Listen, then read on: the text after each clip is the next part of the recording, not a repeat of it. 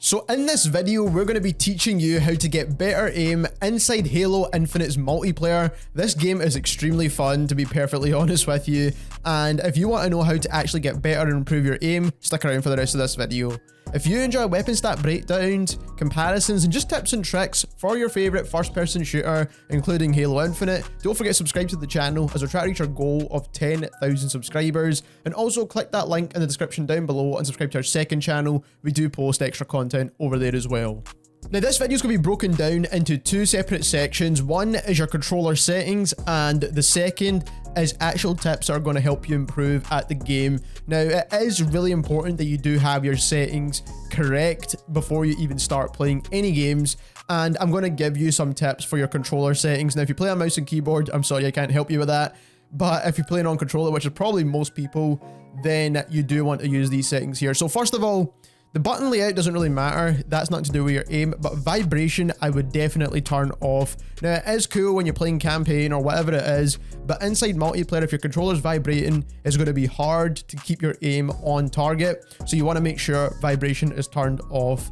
Moving on to the really important stuff now, so we've got look acceleration. Now I have this set to 4. Now you can also set this to 3 and it works perfectly fine as well. 3 or 4 is usually the best depending on how fast or slow you want to be able to swipe across your screen. Now this is when you're not aim down sight, so I highly recommend having this set to 3 or 4. Anything higher is going to be way too fast and hard to manage, especially because it actually speeds up. This is what acceleration means, especially when you're swiping across your screen. So 3 or 4 is going to be the best. Anything faster than that is going to be too fast. Anything slower than that will be way too slow. When it comes to look sensitivity, 5, 6, or 7 is usually a good spot. So 5 is usually the base, and then 6 or 7. Anything in between that range is really good for your horizontal and vertical. I usually recommend leaving them the same, and that is just so that it's very consistent when you're looking around and you know what's going on.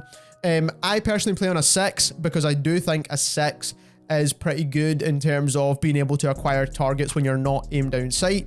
Setting you've got here is your zoom level setting. Now this is when you're aim down sight and you've got a 1.4x zoom. So most guns give you a 1.4x zoom when you aim down sight, so that's going to be like your pistol, your starting assault rifle, all these kind of weapons have a 1.4x zoom. Now anything above a 3x zoom is either going to be some kind of launcher weapon or some kind of long range sniper, and for those kind of weapons you actually want to leave your sensitivity quite fast. If you know how to snipe inside this game, basically you need to put your crosshairs across the target and then you take your shot, and most of the guns in this game are pretty much hit scan anyway, so you will be landing snipe shots quite easily. If you want to see like a full stat breakdown of all the weapons, you can see that on our previous video. I'll leave that link to the end of this one. But for everything 3 times and below, I would highly recommend having your sensitivity down to a 0.6 or a 0.7.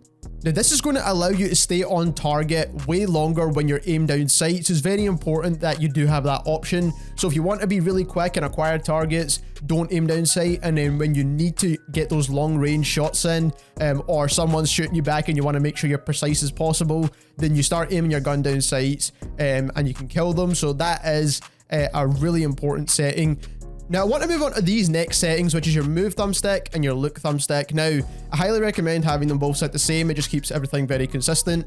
And the reason why I never covered it in my previous video is because I wanted to cover it in a bit more detail in this video. So in terms of dead zone, the dead zone is set way too high when it comes to the game for base. I don't know if they're what kind of controllers they were playing on, why the dead zone was way too high, but if your dead zone is that high on a controller, so for center dead zone you want to have this set to about 5.0. Now if you've got a brand new controller, you can set this all the way down to 1. Most controllers, even though they're brand new out the box, they'll still have a little bit of stick drift, so I still recommend having this set to 1 at least, bare minimum, if you're using a new controller. And then if your controller is a little bit older like mine, anything up to a 5.0 should be perfectly fine, but it just means you don't need to move your analog stick so much just so you can aim to where you want to move. Axial dead zone I have set to 5.0 as well, and again this is going to make it a lot easier when you're trying to acquire targets. So moving on into the tips now, and the first thing you want to learn is recoil control. Now more specifically with the starting weapons, because these are the weapons you're going to be using more often than not. There's not very many game modes in Halo right now where you could start with pretty much any weapon you want. So you're going to need to get good with the assault rifle and with this pistol, and you're going to need to know what situation to use what gun in as well.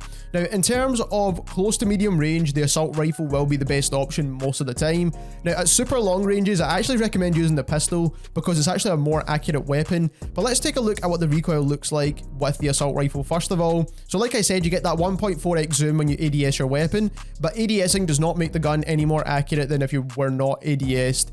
So let's take a look at firing this weapon. And as you can see, there's actually a lot of spread with this weapon. There's a lot of side-to-side recoil, and this is why this gun is not the best at longer ranges. If it was a vertical straight line, it would be really easy to control. So let's take a look at controlling the recoil on this gun now. Now, all you need to do is pull down on your analog stick a little bit, and you can cluster the bullets a bit tighter together. So let's take a look at doing that. So what we have here now is a way tighter cluster of bullets.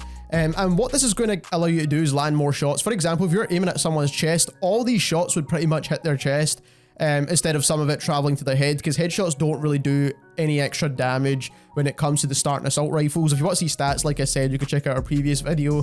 Now, when it comes to the actual pistol, there's not really much you could do in terms of actually controlling the recoil on this gun because it's semi-automatic and it's quite hard to fire the trigger and pull down on the analog stick at the same time. That's mainly for like keyboard and mouse players, they can do that, but this is why I'd recommend the pistol for longer ranges. So if you're firing the pistol as fast as you possibly can, as you can see, it's very tightly packed together anyway, so you don't really need to do much in terms of controlling it. You just need to make sure your shots are landing in the correct place when you're tracking your target. So like I said, there's not really much you can do in terms of controlling the recoil on this gun.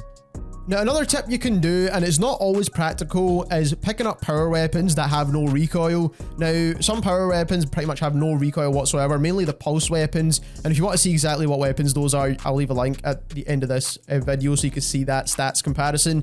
But like I said, this video is just about the aim. So like I said, when you're firing the pulse carbine, there is no recoil on this weapon whatsoever. The bullets keep hitting the same spot over and over and over again, and that's going to allow you to land more and more shots, of course. Now, that is why it's kind of like a power weapon in the first place.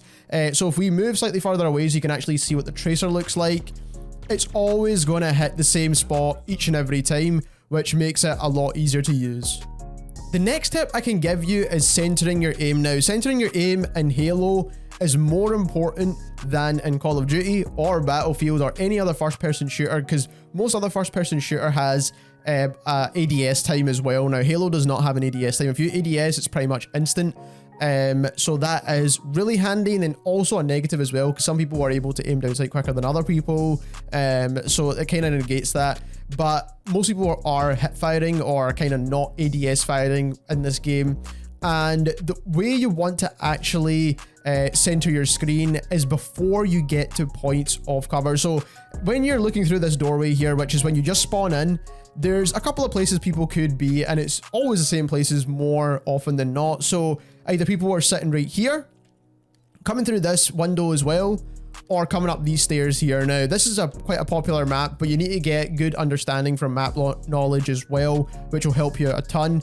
But even if you don't, and you just know there's certain doorways in certain places, then what you want to do is you actually want to start aiming before you even come through this doorway. If I suspect someone's going to be right here, what I would do is, even before I even get to this door right here, you want to aim your gun already at this wall so that you're already firing right here, because then you don't need to do anything besides either aim down sight or just start shooting your gun.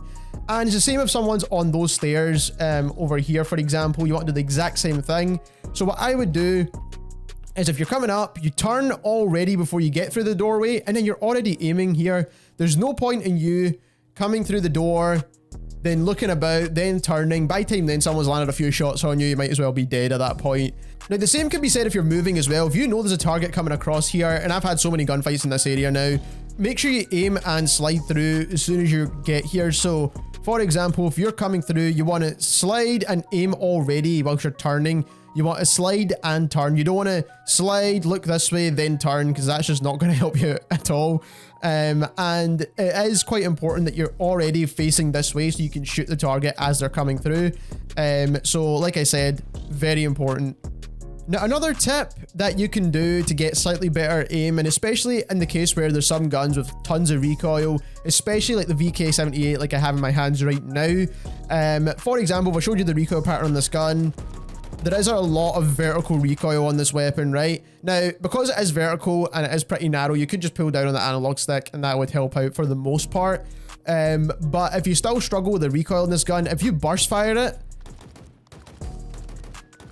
as you can see, this gun is not moving within those first 2 bullets. It doesn't go anywhere at all. And you're going to be landing way more shots doing that, which is way easier to do. The last and final thing I would recommend is a practice game with bots. And this is just going to allow you to practice your aim without any consequences. You don't lose, your KD doesn't go down, nothing happens at all. All that you get is some practice to warm up your aim and get better at the game overall. And it allows you to practice all those things that I mentioned. So centering, controlling your recoil, all that kind of good stuff. And as you can see, the bots are pretty dumb. So you're not going to struggle to kill these guys. And you want to have it set to as low as possible, just so you can get a feel for how it's like to shoot an actual player target. So there we have it. Those are the best tips for you to get better with your aim inside Halo Infinite. I'm enjoying this game an absolute ton, and hopefully these tips have allowed you to enjoy it a little bit more as well by getting some more kills and improving overall. If you want to see more Halo Infinite content, don't forget to subscribe to the channel as we're trying to reach our goal of 10,000 subscribers, and click that link in the description down below and subscribe to our second channel. We will be posting tons of extra content over there as well, and thank you very much for watching.